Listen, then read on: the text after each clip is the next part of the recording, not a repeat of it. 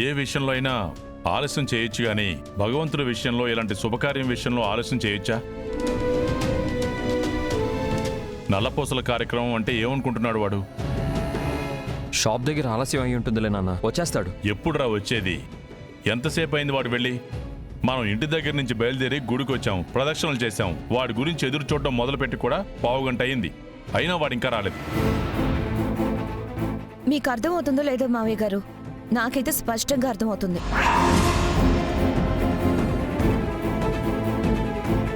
ఈ కార్యక్రమం జరగడం చిరంజీవికి ఇష్టం లేదు. అందుకే ఈ కార్యక్రమం అనుకున్నప్పటి నుంచి ఏదో విధంగా అడ్డుపడుతూనే ఉన్నాడు.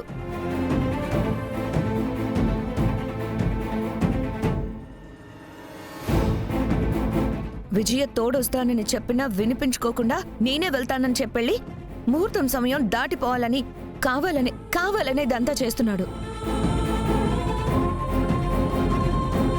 రావాలనుకున్న వాడైతే ఈ పాటికి వచ్చేయాలి కదా. నువ్వు ఉండమ్మా, ప్రతి దానికి ఇష్టం లేకపోతే వెళ్తానని ఎందుకంటాడో, ఎందుకు రాలేకపోయినాడో ఏందో అని ఆలోచించకుండా. తనకి ఈ ఫంక్షనే కాదు, ఈ పెళ్ళే ఇష్టం లేదు.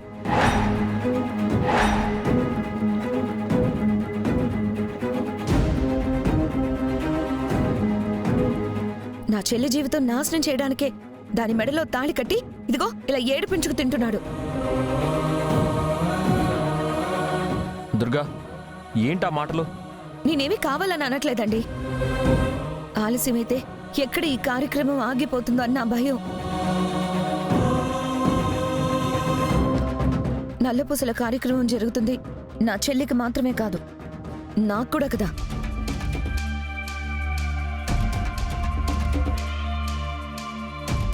ఏదైనా పూజ ఆగిపోయింది అంటే ఒక పూటో 2 పూటలో బాధపడతాం. ఆ దోషానికి ఏదైనా నివారణ చేయడానికి ప్రయత్నిస్తాం. కానీ ఇది నల్లపూసల కార్యక్రమం అండి, మా 5వ తనానికి సంబంధించిన కార్యక్రమం. ఇది ఆగిపోతే మాకెలా ఉంటుంది?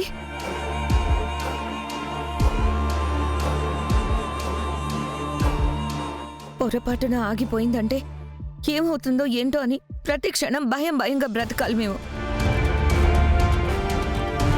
పొరపాటున ఆగిపోయిందంటే ఏమవుతుందో ఏంటో అని ప్రతి క్షణం భయంగా బ్రతకాలి మేము.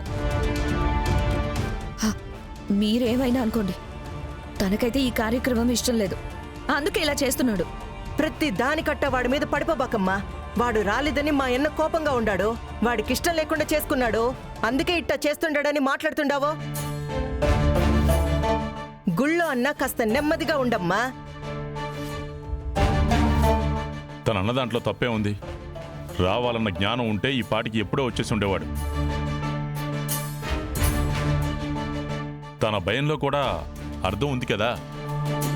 పొరపాటున అనుకున్న సమయానికి ఆ కార్యక్రమం జరగలేదంటే ఆడపిల్లగా తనెంత బాధపడుతుంది. నల్లపూసల కార్యక్రమం ఆగిపోయింది, ఏం జరుగుతుందో, ఎందువల్ల ఆగిపోయిందో అని ఆ వయసు పిల్లలు ఎంత అల్లాడిపోతారు. ఓ ఎన్నా, ఏంది ఊరుకో అన్నా, అట్లంతా ఏం కాదన్నా, జరుగుతాదన్నా.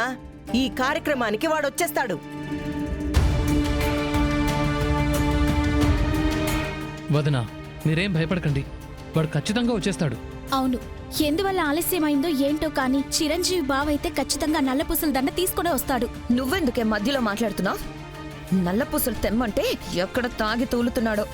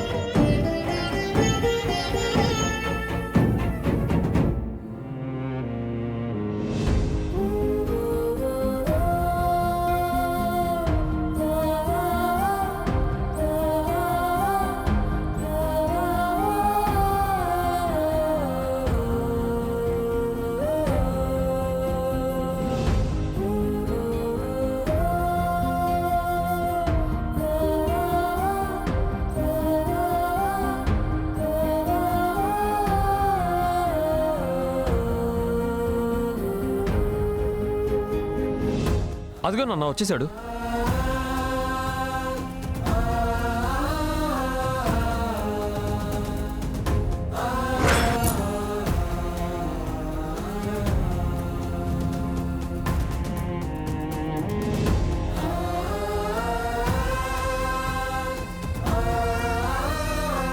ఏమ్మా ఇష్టం లేదో అని మాట్లాడినావుగా, అదిగో చూడు వచ్చేసినాడు.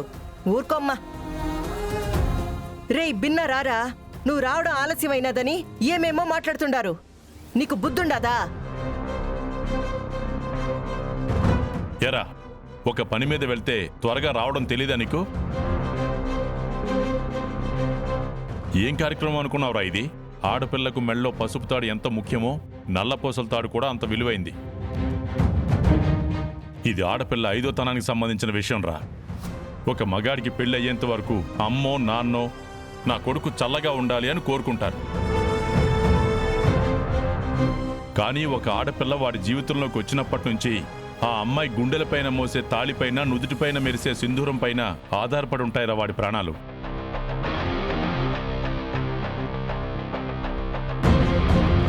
మన కోసం మనం పూజలు చెయ్యం, కానీ నా భర్తని చల్లగా చూడు, 5వ తనాన్ని కాపాడు అని లేచిన దగ్గర నుంచి నిద్రపోయేదాకా మన గురించే దండం పెట్టుకుంటారా వాళ్ళు.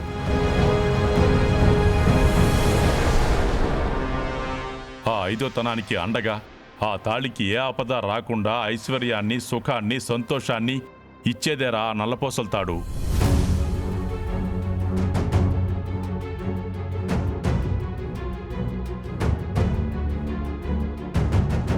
అలాంటి కార్యక్రమం నీ వల్ల ఎక్కడ ఆగిపోతుందో అని భయపడుతున్నారా వాళ్ళు.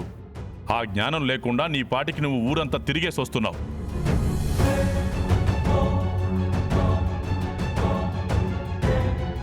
అన్నా వచ్చేసినాడు కదన్నా, ఎందుకన్నా ఇంకా వాడిని తిడతావు?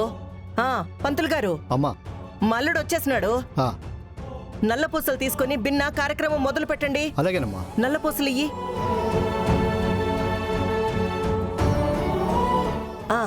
పంతులు గారు, ఇదిగోండి కార్యక్రమం మొదలు పెట్టండి. అలాగేనమ్మా.